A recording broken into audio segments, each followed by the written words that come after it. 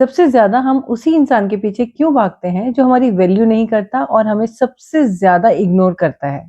अगर आपने भी किसी को बहुत ज्यादा इंपॉर्टेंस दी है और उसने आपको इग्नोर किया है, तो ये वीडियो आपकी आंखें खोल देगा।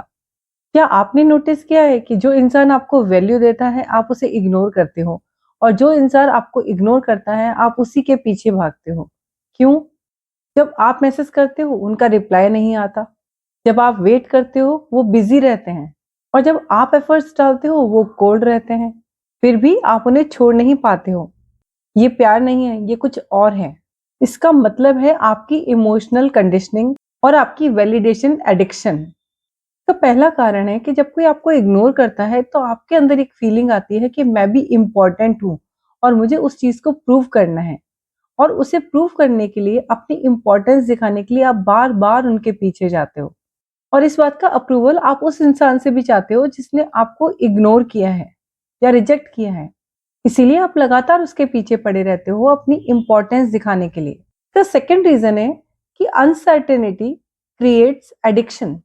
अकॉर्डिंग टू ह्यूमन साइकोलॉजी, जो चीज इजीली मिल जाती है उसकी वैल्यू नहीं रहती है, और जो चीज मिलना अनसर्टेन है उसकी एडिक्शन हो जाती है।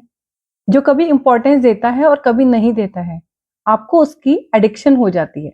ये सेम पैटर्न है जैसे गैम्बलिंग। आप जीतने की आशा में अनसर्टेनिटी में लगातार खेलते रहते हो, चाहे आप हारते ही क्यों न जाओ। तीसरा रीजन, सच तो ये है कि आप उस इंसान से प्यार करते ही नहीं हो। आप बस उस फीलिंग के पीछे भाग रहे हो जो आपको उसके साथ रहने से मिलती है। आप उनकी अटेंशन चेज कर रहे हो। चौथा और सबसे बड़ा रीजन है आपकी लो सेल्फ एस्टीम। जब आप अंदर से फील करते हो कि मैं इनफ नहीं हूं, तो आप ऐसे लोगों को अट्रैक्ट करते हो जो आपको रियलाइज कराते हैं कि आप इनफ नहीं हो, और आपको उनके पीछे भागना पड़ता है। और फिर आप अपनी पूरी एनर्जी लगा देते हो अपने आप को प्रूव करने में। अगर आप अभी भी किसी ऐसे इंसान के बारे में सोच रहे हो तो वीडियो को पूरा देखिएगा, आपको क्लैरिटी मिलेगी। तो अब सवाल ये है कि इस साइकिल को तोड़े कैसे। तो उसके कुछ स्टेप्स हैं।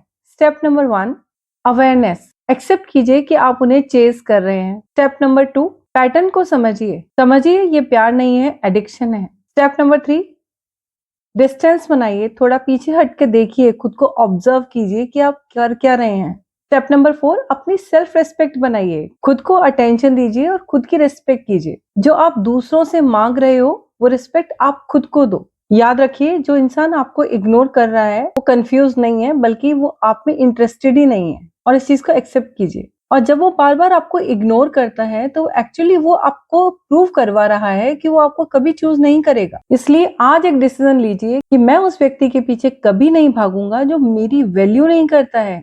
क्योंकि आपको किसी लाइफ का ऑप्शन नहीं होना चाहिए, आपको किसी की लाइफ की प्रायोरिटी बनना है। जब आप चेजिंग बंद कर देंगे, चूजिंग अपने आप शुरू हो जाएगी। आपको इनमें से कौन सा पॉइंट सबसे ज्यादा हिट किया, कमेंट कीजिए, और इसी तरह के वीडियोस के लिए चैनल को सब्सक्राइब कीजिए।